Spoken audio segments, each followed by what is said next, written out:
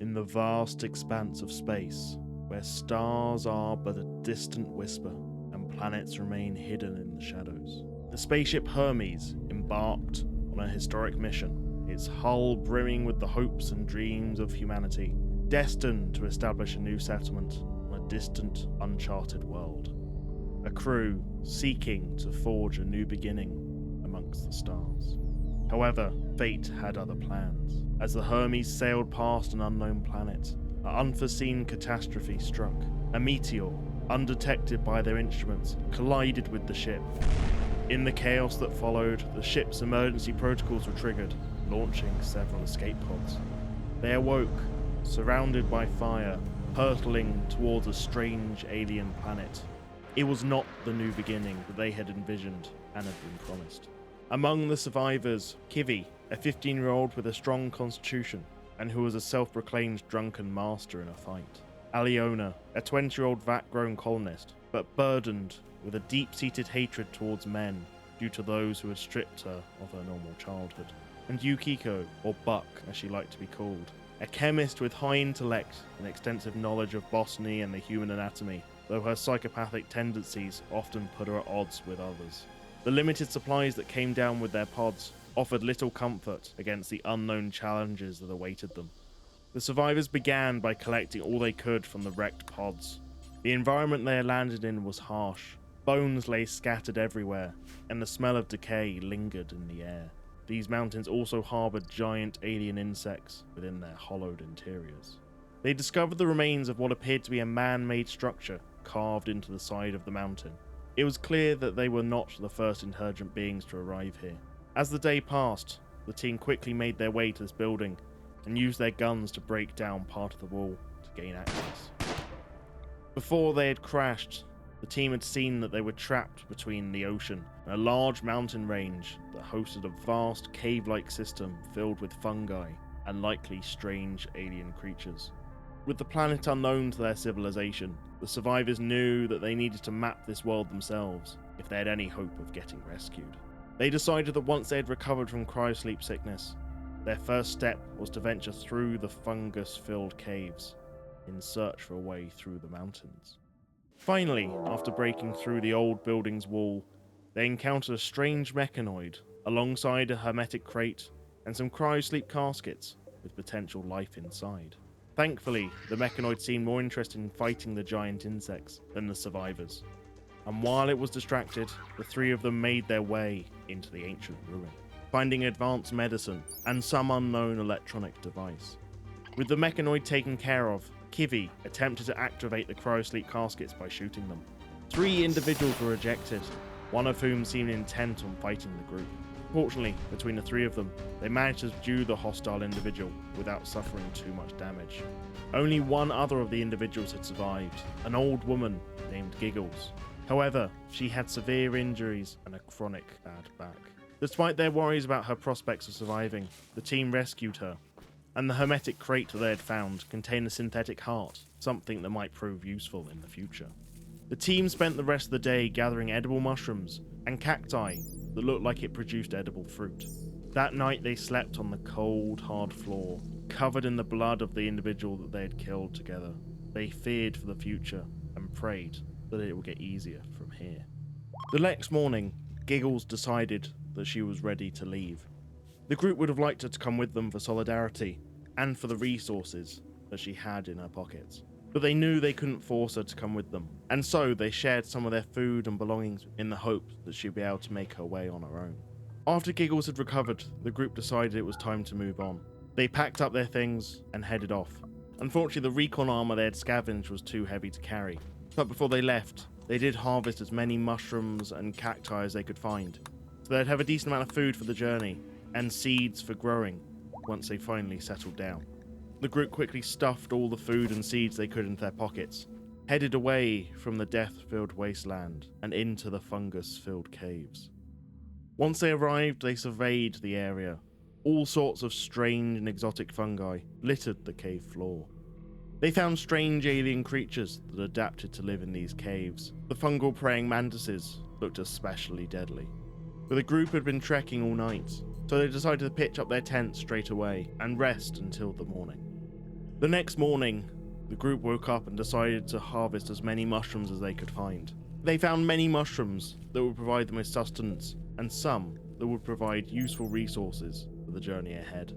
And they even found one that they could use as medicine to treat their wounds with. After a day of harvesting, they discovered a range of new species and had quite a haul of seeds and food. Just as Buck was pitching her tent, she noticed a different mushroom that she hadn't noticed.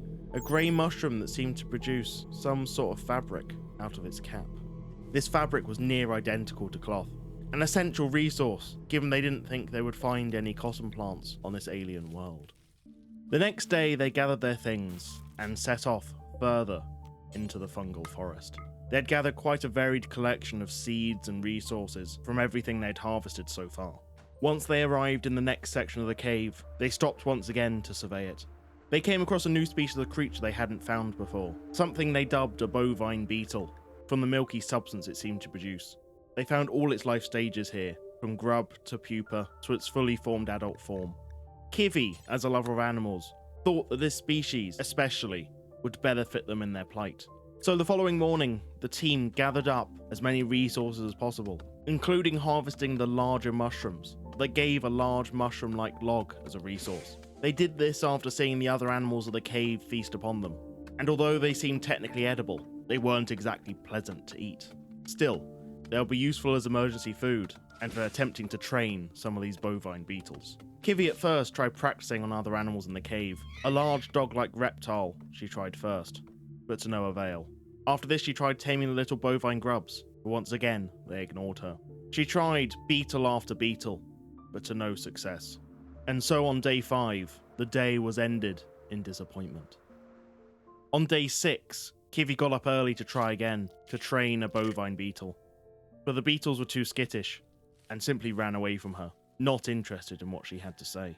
Again and again she tried, but to no avail.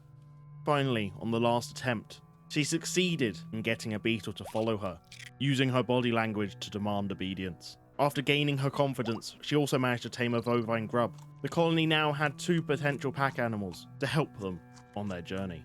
So they packed up their things and set off in an attempt to get further through the caves. After travelling for days on end, they set up camp once again, all the while being spied upon by a giant axolotl. Here all sorts of weird and wonderful creatures lived. The crew only stopped here long enough to harvest more mushrooms, for the bovine beetles and for themselves, before they set off once again, further into the caves. With the bovine beetles supporting them, and with enough food to keep them going, the team decided to keep pushing through to try and reach the other side of the cave system. But by day 11, the team were too tired to continue. They had run out of food and were exhausted. As well as this, the bovine grub that they had tamed had transformed from a grub into a pupa. This pupa could no longer move on its own, and the bovine beetle simply couldn't carry it, along with everything else it was carrying. The team decided what they would have to do, to either wait for the beetle to merge from the pupa, or attempt to find another pack animal to help them move it. They had run out of food and relying solely on the fungal logs that they had harvested. Doing this was making them miserable, and so they hoped here to find a better food source. Something to lift their spirits and keep them going. Here they found more bovine beetles roaming around the caves. Kivy attempted to tame these as well, in the hopes that one of them might be able to carry the pupa, and they could leave this section of the caves early. However, the other 2 were less optimistic, and decided to set up a more permanent camp in an opening next to a small lake. The team discovered a strong wood-like mushroom that could actually be used as fuel in a campfire, and so the team decided to harvest these and set up a fire for cooking some meals, something they hadn't seen in a long time. Aliona decided to make some meals for the group, but she was worried the milk from the bovine beetles and mushrooms wouldn't be enough to raise their moods. And so, after seeing another cave axolotl spying on her in the distance, she decided to hunt it, quickly bringing it down with her charge pistol. After butchering this for its meat and cooking it with the rock lobsters they had managed to fish from the nearby lake, the team, for the first time since arriving on the planet, were able to have proper, fresh cooked meals. And the mood was generally high, with Kivy and Aliona joking amongst themselves. It was the best they'd felt in a long time. After their fill, the team decided to camp out for the night, awaiting what the next day would bring. On day 12, Aliona woke up to make an early breakfast, and Buck went out to harvest more mushroom logs for the bovine beetles, and as an emergency snack for the road. Kivy, in typical teenage fashion, slept in, but did try to make it up to them by making an early lunch for the group. Buck, though, was annoyed that she'd slept in, and insinuated that Kivy could easily give them food poisoning. To try and make up for this, Kivy pushed herself even more, attempting to tame another bovine beetle, and this time round, succeeded straight away. With another bovine beetle added to their group, they now had enough pack animals to haul all their things, as well as the bovine pupa. But Kivy didn't want to stop there, so she tamed a third so that they would have a good breeding stock. The group had settled into a routine at this point, but none of them were particularly happy in this cave. The unsightly environment and damp conditions were just not pleasant to be in. But there were still clearly issues with the group, with Aliona and Kivy forming a close friendship, and despite Aliona's best efforts, Buck made no inclination of forming a friendship with either of them. As they were going to be here a while, the team decided to buckle down, start researching how best to survive in this environment. Chatting about this research seemed to agree more with Buck than idle chit-chat, and she pondered the studies long into the night, whilst the other two simply wanted to sleep so they could wake up early in order to finally get out of this cave system. Day 13 came, and the bovine pupa was still a pupa. But the team had stayed here long enough, and so they decided to set off further into the cave system, with their bovine beetles filled to the brim with all the resources they had collected. It allowed the group to keep marching long through the night and into the next morning. The team only gave themselves enough time for a quick rest and to gather as many mushrooms as they could. They could sense that they were nearing the exit of the caves. The air was fresher, the environment less humid, and they were all keen to leave these caves and see the sky once again. However, as they left the fungal caves in the dead of night, all that awaited them was a hive of giant insects. The bovine beetles didn't seem to bother them too much, but they were worried if they got any closer, they might not be as lucky. And so, sleeping rough as soon as it got to first light, the team packed up, looking for another exit. And it wasn't long before they found one. However, what awaited them was the same barren, bone-filled biome that they had left at the start of their journey. All they found for sustenance was a single berry bush, and their moods had never been so low. The only animal here, a single boom rat, something they didn't want to hunt unless they had to. But there was some good news. The bovine beetles had laid some fertilized eggs. Soon they would have 3 new bovine grubs to add to their herd, their food supply, and their hauling capacity. That night they slept rough, the dust-filled rain doing little to satiate their thirst. With no proper containers to collect the rain, thirst was becoming an issue. They would have to push on as quickly as possible. They spotted 2 rivers, one close to them, and one that seemed larger but further away. So they decided to make a quick pit stop at the first river, have a quick drink, and push on to the second, where they would make camp. Once they got closer to this second stream, from atop a hill, they noticed some different terrain in the distance. In one, giant-like mushrooms towered to the sky, a purple mist lingering around it. Nearest them, lava-covered volcanic ashlands, and the third, a small pocket of what looked like tropical jungle.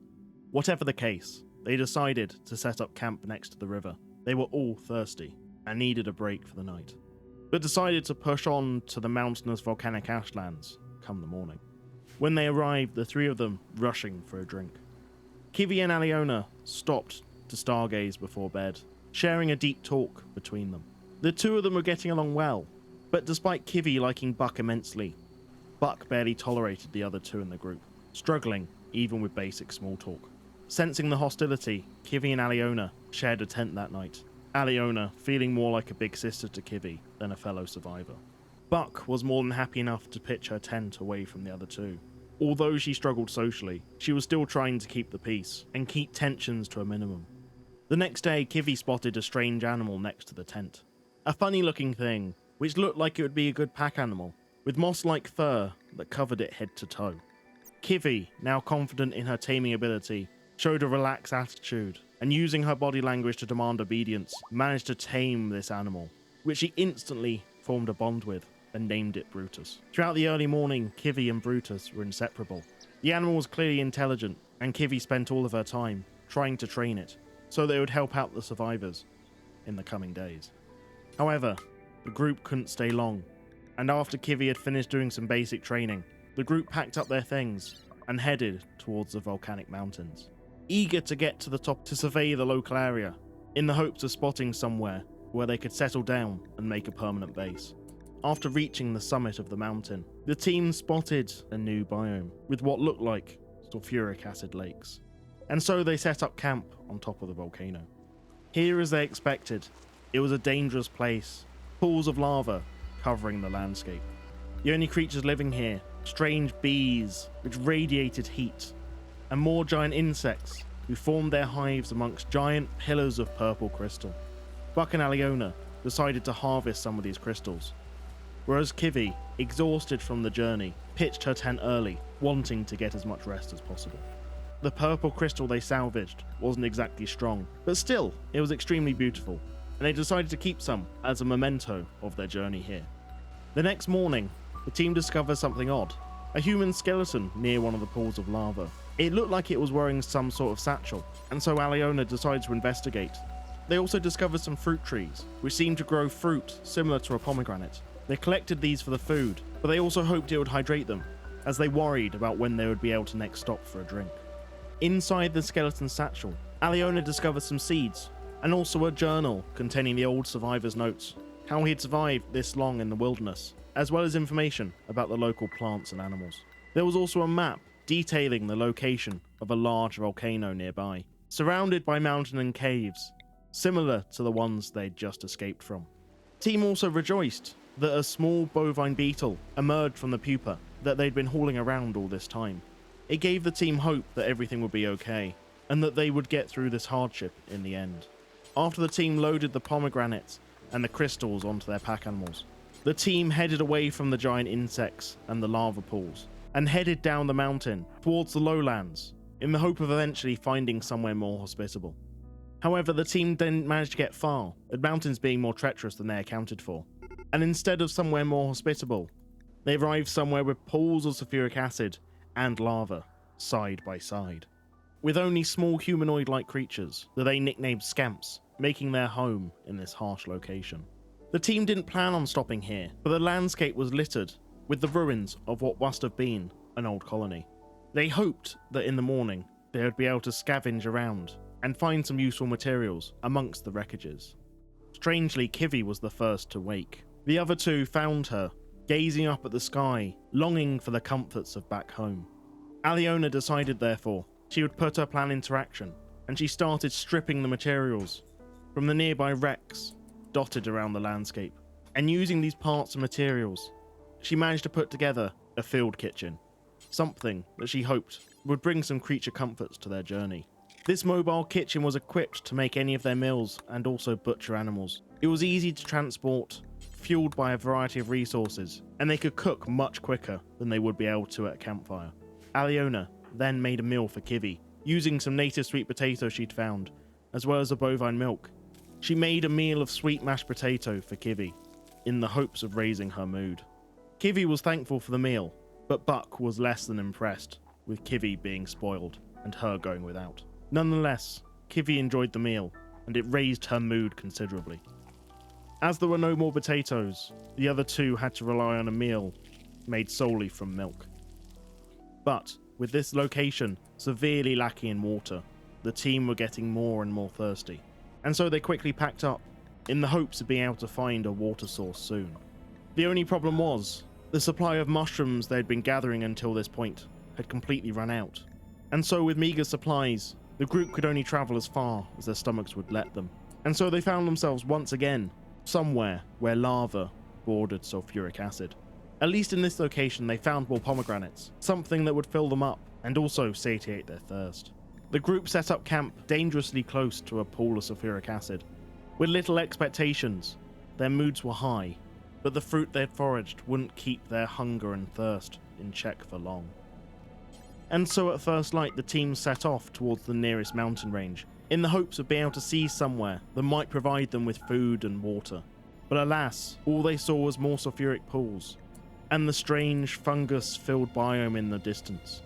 The team once again gathered up as many pomegranates as they could, and camping next to a pool of lava, they decided to try their luck instead with the strange purple mushroom forest in the morning. Climbing to the top of the mountain, they spied what looked like a small river running through the mushroom forest, As quickly as they dared, the team hurried through the sulfuric flats to try and get to the river on the other side. Early the next morning, they found themselves in the strange purple mushroom biome. Towering mushrooms filled the skies, with all sorts of unique specimens, which they hadn't seen before in the fungus-filled caves. Strange giant mushrooms emitting a purple gas also dotted the landscape. Once rested, Buck decided to investigate this giant red mushroom, finding the strange smoke toxic, and strangely continuously cut their skin until the mushroom was destroyed and the smoke had dissipated. But the 3 survivors didn't care. They had finally found water again, and all 3 of them rushed to have a drink and rid themselves of the ash that clung to their skin and hair.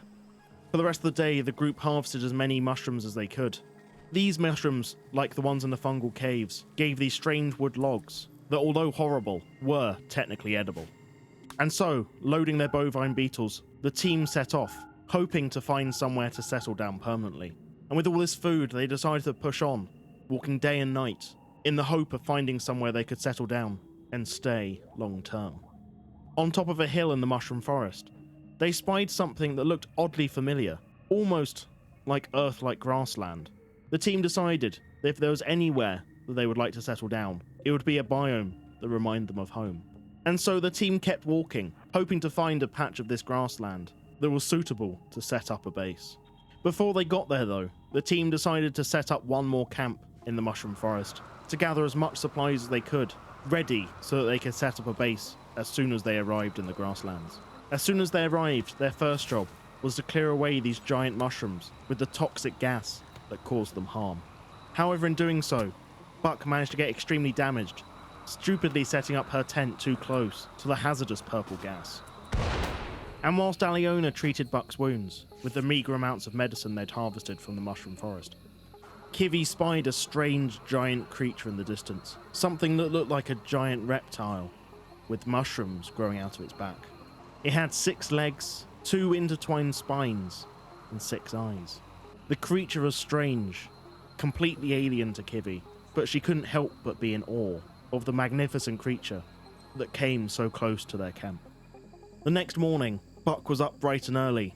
She was frustrated from the cuts that covered her body, but also with the constant conversations she'd had with Kivy about the shape of clouds. She wished that girl would talk about anything else at this point. She felt herself going more and more insane as time passed. So after a quick snack, she woke the others to gather some more mushrooms. Kivy spent the morning training Brutus, and then after they'd packed up their things, they headed towards the grassland they could see in the distance. As they got closer, they realised that this patch of grassland was sandwiched between the mushroom forest, the bone-ridden wasteland, and also Ashland on the other side. None of these places would really provide them with a suitable base location. But further ahead, they found grassland nestled amongst the mountains, which although bordered the Ashlands, it provided a much better base location than anything they had found up till now. And so after trekking through the night, the team arrived at the grasslands, ready to settle down and make a plan to be rescued. Since it looked like they'd be there a while, Kivy thought that they should give themselves a name. They named themselves the crew of the Hermes, so that they could identify with any other potential survivors on the planet. But as they rested, they pondered. Why was there Earth-like grassland in the middle of an alien world? What were these human-like structures that littered the landscape? Were there other survivors out there? Did anyone else survive the incident aboard the Hermes? And most of all, how would they figure out a way of escaping this awful alien planet? So, thank you so much for watching, everyone. If you like what we're seeing, please leave a like and subscribe. A massive thank you to all my Patreon and YouTube members: Clint, David, Len, Valise, Lord Me Lord, T Chaos, Toolman, Nacho Cheese, Mikey Soundtrack, King of Thorns, Skylar Birchwell, Charles, Mint Salad, Lats, Brian, Heretic, Fabio, and Codry Pierce. Thank you so much, everyone. You guys are amazing. Thank you so much for all your support. It means a lot, so I can't thank you guys enough. So cheers, and I will see you in the next episode. Bye-bye.